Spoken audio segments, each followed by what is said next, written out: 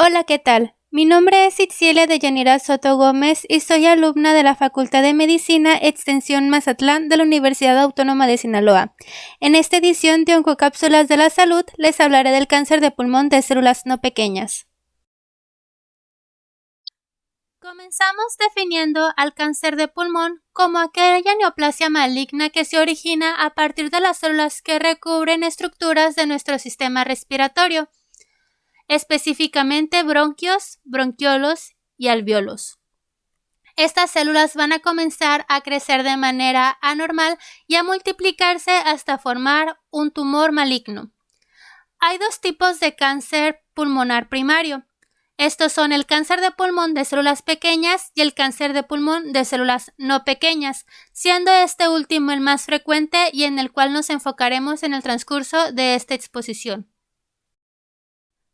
Cabe aclarar que el cáncer de pulmón es uno de los tipos de cáncer más frecuentes a nivel mundial y esto va a depender de la edad, género, etnia, estado socioeconómico y la ubicación geográfica. En cuanto a nuestro país, este se reportó, de acuerdo con datos de GloboCan en el año 2018, como el sexto tipo de cáncer más frecuente y la cuarta causa de muerte por cáncer. En cuanto a los factores de riesgo asociados se encuentran el tabaquismo, el radón, la contaminación ambiental y la predisposición genética. En cuanto al tabaquismo, este ha sido el factor de riesgo más importante y se ha asociado con el tabaquismo tanto pasivo como activo. Se relaciona estrechamente tanto con el número de cigarrillos como el número de años que la persona lleva fumando. El radón es un gas radioactivo que se produce por la descomposición del uranio en el suelo y puede infiltrarse a nuestras viviendas a través del suelo. Este más que nada es un factor de riesgo del tipo laboral, ya que se ha observado que los mineros son las personas que más se exponen a este tipo de gas. En cuanto a la contaminación ambiental, también se ha demostrado que la exposición al amianto, al arsénico, el dióxido de azufre, el dióxido de nitrógeno y el ozono elevan el riesgo de presentar cáncer de pulmón. Por último, la predisposición genética es importante ya que se ha observado a que las personas que tienen algún familiar con cáncer de pulmón tienen mayor riesgo de también presentar este tipo de cáncer. Bueno, ¿cuáles son los síntomas? Estos tienen que ver principalmente con la lesión primaria. Tenemos a la tos persistente, la disnea o dificultad respiratoria, expectoración con sangre, una neumonía persistente que no cura a pesar del tratamiento antibiótico, dolor en el pecho persistente y la voz ronca. También se encuentran síntomas inespecíficos como la pérdida de apetito, la pérdida de peso inexplicable, fiebre y cansancio extremo. ¿Cómo se diagnostica? Bueno, cuando un paciente menciona alguno de los síntomas anteriores, el médico debe de llevar a cabo un examen clínico para comprobar los ganglios linfáticos y también, con ayuda de su estetoscopio, escuchar a los pulmones buscando sibilancias y estertores.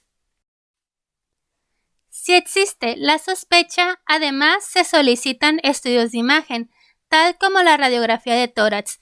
Esta se solicita en una posición tanto anteroposterior como lateral, y en esta vamos a observar una masa o nódulo pulmonar.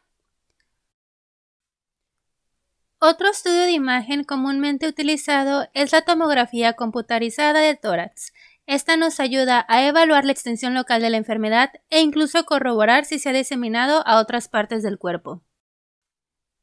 Para esto podemos utilizar la imagen de resonancia magnética y la tomografía por emisión de positrones, ya que estos nos ayudan principalmente a evaluar las metástasis. En el caso de la imagen por resonancia magnética, principalmente nos ayuda para la búsqueda de metástasis a cerebro y la tomografía por emisión de positrones para metástasis a hueso. Una vez confirmado mediante imagen la presencia de una masa, es necesario conocer si se trata de un tumor benigno o de un cáncer. Para esto se realiza una toma de biopsia, es decir, se toma una parte del tejido para confirmar el diagnóstico y determinar 3 cuestiones. En primer lugar, el subtipo histológico, es decir, si estamos enfrentándonos a un adenocarcinoma, a un carcinoma de células escamosas o a un carcinoma de células grandes. Otra cuestión es el grado, es decir, qué tan agresivo es el tumor. Esto se determina a partir de cuán diferente lucen estas células anormales a las células normales y qué tan rápido crecen.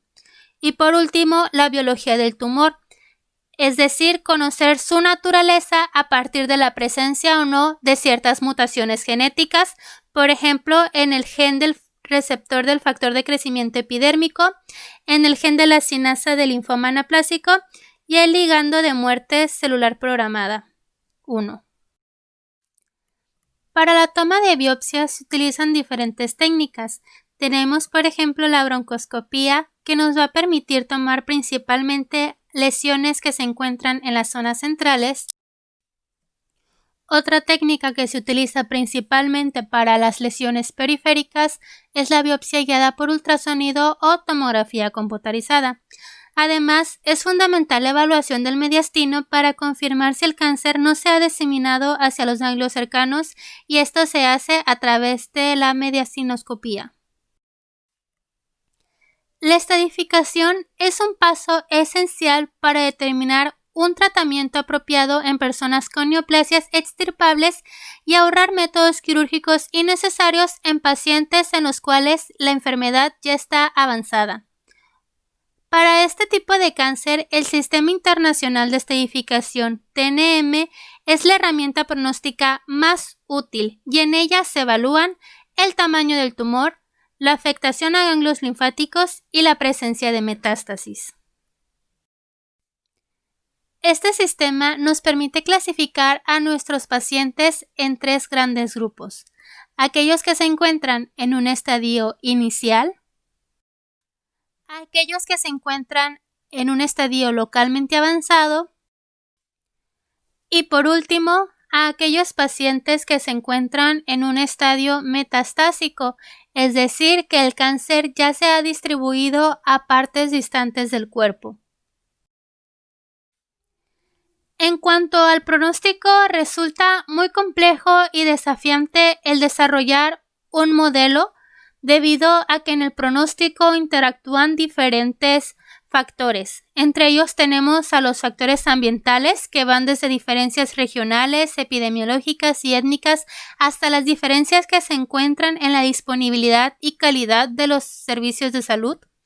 Tenemos también las características propias del tumor, es decir, lo que ya mencionábamos con el TNM, su tamaño, la infiltración a ganglios linfáticos y su capacidad para producir metástasis, sus características histológicas y biológicas, y también, claro, están las características propias del paciente, es decir, si éste tiene alguna otra enfermedad o comorbilidad, cuál es el estado general de salud de este paciente y también, muy importante, qué actitud tiene el paciente frente a su enfermedad. Para el tratamiento del cáncer, tanto de pulmón como en general, para todos los tipos de cáncer, el tratamiento debe de ser planificado por un equipo multidisciplinario en el cual se incluyen diferentes profesionales de la salud, incluyendo a un médico cirujano, a un médico oncólogo clínico, a un radiooncólogo, una enfermera especialista, a un patólogo y a un radiólogo. Ellos se deben de encargar de individualizar el caso y preparar un plan de tratamiento de acuerdo a las características del paciente y del tumor. En cuanto al tratamiento, continuando con la etapificación TNM, para aquellos pacientes que se encuentran en un estadio 1 y 2 se ofrece cirugía, que esta puede consistir en remover ya sea el lóbulo o el segmento pulmonar afectado. Para aquellos pacientes que se encuentran en un estadio 2 o bien si se encontraban en un estadio 1B pero su tumor mide más de 4 centímetros, se recomienda además después de la cirugía, dar ciclos de quimioterapia que consisten en la combinación de dos medicamentos, cisplatino y vinorelbina. Para aquellos pacientes que por cuestión de edad o de otras comorbilidades no pueden someterse a cirugía o bien voluntariamente el paciente se negó, se recomienda la radioterapia estereotáctica.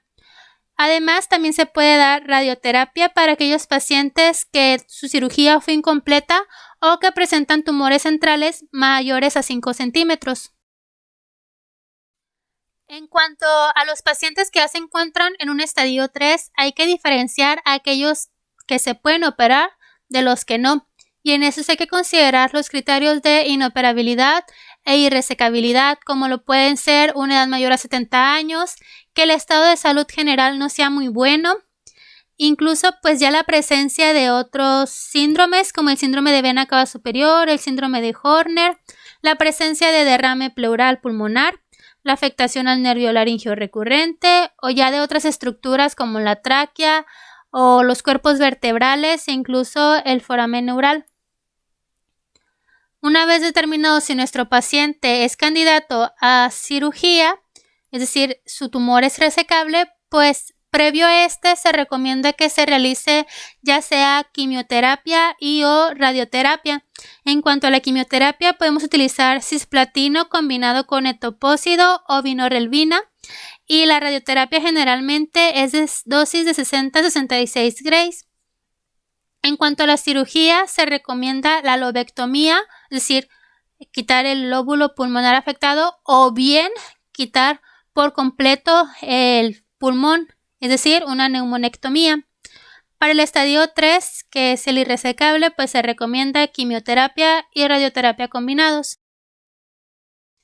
Y ya para aquellos pacientes que se encuentran en un estadio metastásico, el tratamiento debe ser sistémico, dirigido a mejorar la calidad de vida y prolongar la supervivencia del paciente. La quimioterapia se recomienda a aquellos pacientes que sean negativos para mutaciones en el gen del receptor de factor de crecimiento epidérmico, negativos para el reordenamiento del gen de la cinasa del linfoma anaplásico y también negativos para el ligando de muerte celular programada 1. Esta va a estar basada principalmente en platinos, pudiendo utilizar cisplatino o carboplatino y se combina con gemcitabina o vinorelbina. La terapia blanco pues ya va dirigida a aquellos pacientes, por ejemplo, que presentan mutaciones en el gen del receptor del factor de crecimiento epidérmico, en el cual se puede utilizar gefitinib, erlotinib o afatinib, y también aquellos pacientes cuyas células presenten un reordenamiento del gen de la cinasa del linfoma anaplásico, pues se puede utilizar alectinib o crizotinib. Ya la inmunoterapia, pues esta se va dirigida contra el ligando de la muerte celular programada 1, que pues aquí se puede utilizar el nivolumab o el pembrolizumab. Para estos pacientes que ya se encuentran en etapas avanzadas, también se recomienda brindar un tratamiento paliativo para mejorar la sintomatología asociada con el cáncer, tal como obstrucción de la vía aérea, hemoptisis, el dolor, también cirugía para metástasis cerebrales y la compresión epidural de la médula espinal. Todos estos pueden ser tratamientos tanto quirúrgicos como no quirúrgicos. El cese del tabaquismo ha demostrado ser la intervención más poderosa para reducir el riesgo de cáncer de pulmón. La quimioprevención en realidad no ha demostrado utilidad y sobre todo la vitamina E ha demostrado que aumenta el riesgo de padecer cáncer de pulmón. Y en cuanto al tamizaje con tomografía computarizada de bajas dosis, se recomienda en aquellos que fuman un paquete de cigarrillo por día en los últimos 30 años o bien exfumadores que quitaron el hábito hace menos de 15 años y que fumaban más de 30 paquetes al año. Como conclusión, el cáncer de pulmón es una de las causas más importantes de muerte por cáncer, siendo un área desafiante. Sin embargo, cada vez las opciones de tratamiento son más específicas y con menos efectos adversos, lo que mejora la calidad de vida y supervivencia de los pacientes. Eso sería todo. Muchas gracias.